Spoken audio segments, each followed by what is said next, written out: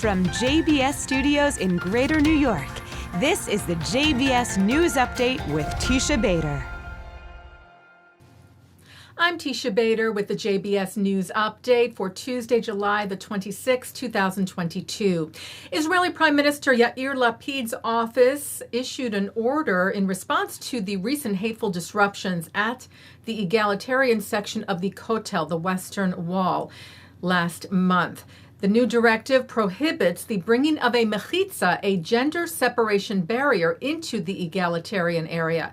The Times of Israel reported this has been done on several occasions by groups of extremists to the area, which allows for men and women to worship together, trying forcibly to take it over.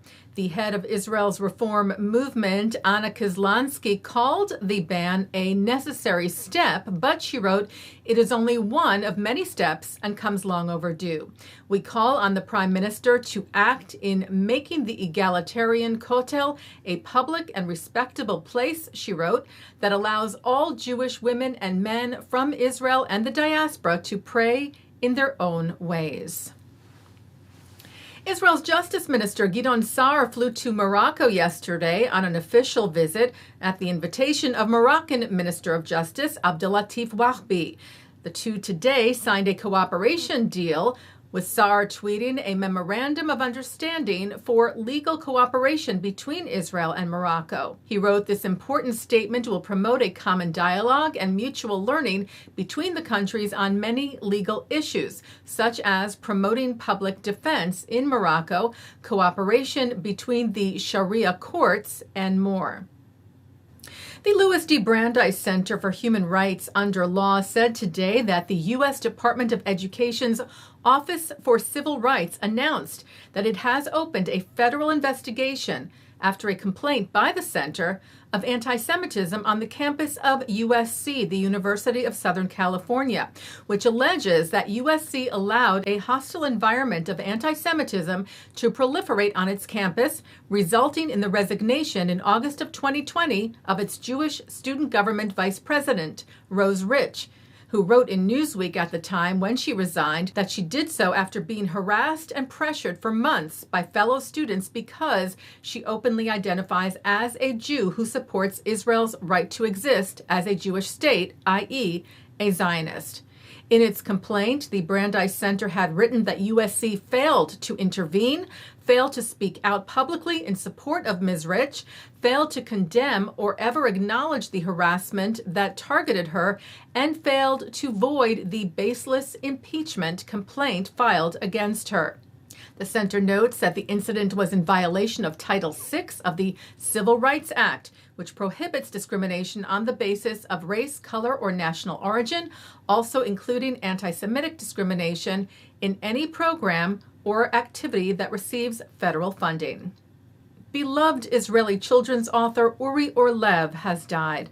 Orlev, a Holocaust survivor, won the esteemed Hans Christian Andersen Writing Award, among others, for his over 40 books for children, including Run, Boy, Run, The Island on Bird Street, and The Lead Soldiers. Prime Minister Lapid called Orlev one of the greatest authors of children and youth, tweeting of his books, "Our children grew up on them. His memories of the Holocaust and the place of the state taught them about our history." Uri passed away, Lapid wrote, "but his books and legacy will remain with us forever." Well, it was truly a moving moment last week at the Maccabiah Games in Israel when Holocaust survivor Shaul Ladani competed in the Fun Run half marathon. Ladani, now 86 years old, is a two-time Olympic athlete, a champion runner and race walker, and was a member of Team Israel at the 1972 Games in Munich, where Palestinian terrorists murdered 11 of his teammates 50 years ago. Ladani was among 4 other team members who escaped the attack and survived. Ladani broke the world speed record for a 50-mile walk at those games, and last week he race-walked his way to the finish line of the Maccabiah half marathon in 4 hours, 27 minutes. Taking a look now at our programming for tonight on JBS for Tuesday, July the 26th at 7 o'clock. Millennials talk about how the time is now to fight against anti-Semitism. At 8, we bring you the first of several programs from the American Jewish Committee's Global Forum tonight with New York Times columnist Bret debating with American University professor Pamela Nadell about the golden age of American Jewry and if it has already peaked. At 9, Mark Golub sits down with SHai Held on L'chaim. At 10, discover the groundbreaking research being done at Ben Gurion University of the Negev dealing with the climate change crisis, hosted by Noa Tishby from Americans for Ben Gurion University.